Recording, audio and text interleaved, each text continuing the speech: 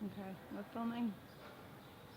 Good morning, Glenn Weinstein Fitness here. I'm going to take you through how you should be structuring some of your training and your nutrition for this program, just to make sure that you can actually make it work for your life and lifestyle. It's 6 weeks, so if you do have to amend some of your routines, some of your habits, then that's what's got to be done. You've kind of got to set other things aside. This should be a priority if you are embarking on this program. Go get a pen and paper. This is not simple. You're not going to remember this in one go as I speak it to you. So go get a pen and paper, stick it out in front of you, and what I want you to Stick it out in front of you? Stick it out in front of you. As opposed to what? Go get a pen and paper and then just leave it nicely You next might to get a you. pen and paper, and just leave it next to you. Stick it out in front of You you. might think, leave it here and keep watching. Yeah. Stick it right out in front. Stick it out in front of you. Where it's for all the Right world to out. see, just right out there. And a bit of wood. Pencil, that's the word. Get your wood and stick it out in front of you on top of the paper. Right, back. Let's go through your routine. So I'm going to take you through how I did it. It's the route for success that I know, obviously. There are going to be others, and because I don't know your routine, I don't know what your work schedule's like, I don't know if your 18 kids are pissing you off every night and you've got no energy left, but you're going to have to make a routine that works for you. So, what worked for me? I suggest you get up a little bit earlier because you need to be training more than once on this program. In the mornings, you're going to get out of the house before you've eaten and either do your cardio, well, you can do your cardio at home, you can do your cardio on the street, or you can do your cardio at a local gym.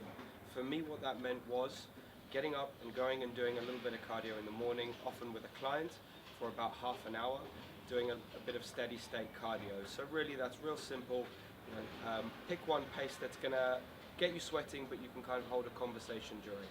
The next workout, midday or at the end of your day, but that is your major workout. That is the big body group workout, lots of heavy weight training, and just after that is when you get in your 15 to 20 minutes of HIIT training to cap off your training for the day.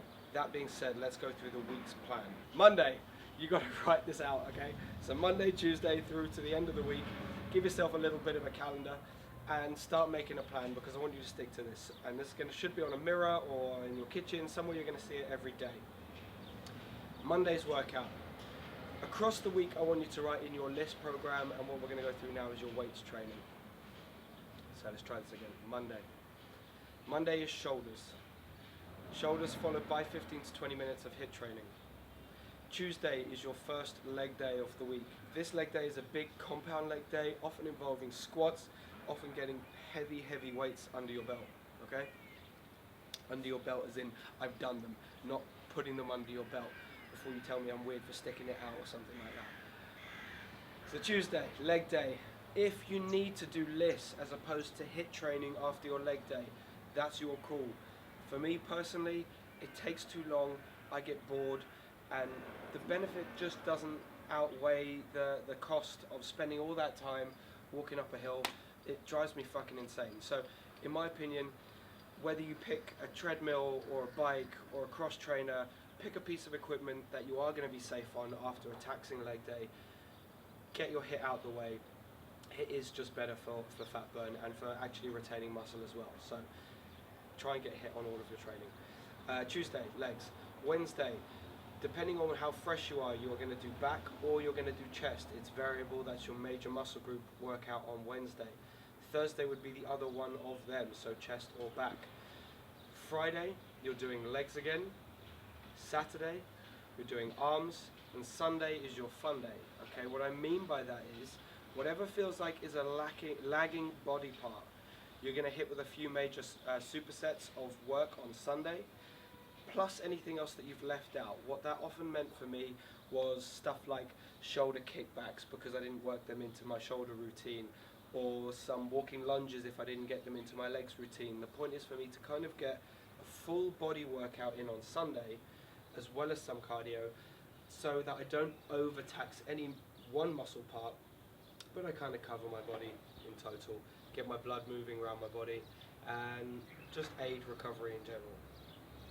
So, because I know you weren't really listening and you didn't have a pen and paper the first time, and you have one now because you ran away whilst I was saying that the first time, let's go through that one more time, a little bit quicker. Monday, shoulders. Tuesday, legs. Wednesday, let's say for argument's sake, back. Thursday, chest. Friday, legs again.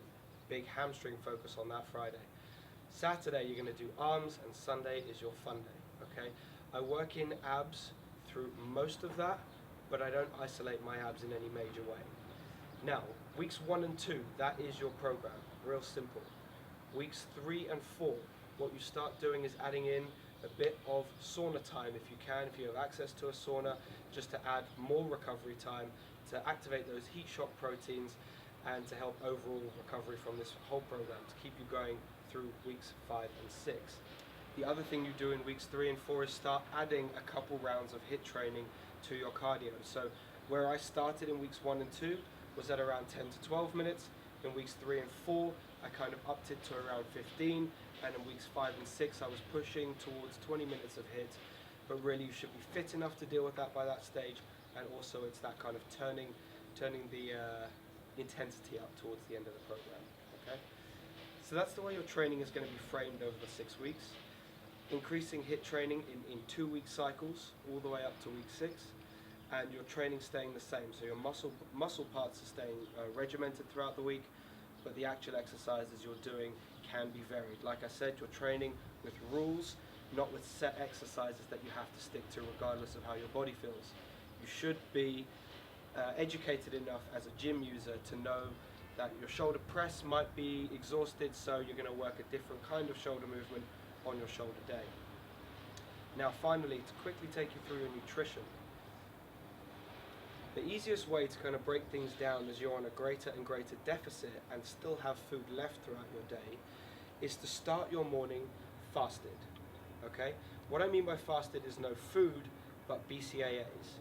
So get yourself a decent BCAA drink, take that in with you for your morning LISS, or your morning HIIT, or your morning workout, and aim to not eat too much until around 10 o'clock. This is the way that I structured my day.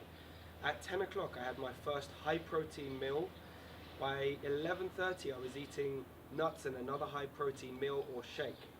Lunchtime is the standard lunch, which I usually had as eggs, 10 eggs, or the equivalent of 10 eggs in egg whites, with a big old bowl of salad as well for all of those micronutrients, always chucking on plenty of pink salt, a little bit of Tabasco, stuff like that to keep my metabolism going.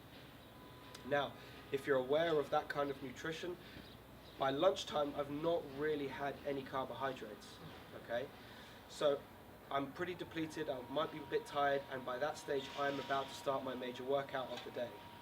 That's when I'll have my pre-workout shake.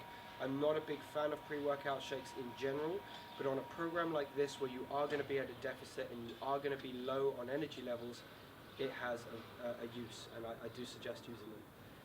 Training, post-workout shake, post-workout meal, and then the bulk of your nutrition should be left over for pre-dinner, dinner, and post-dinner meals, okay? Whether that is like a little oat snack plus your dinner, and then like another oat snack in the evening.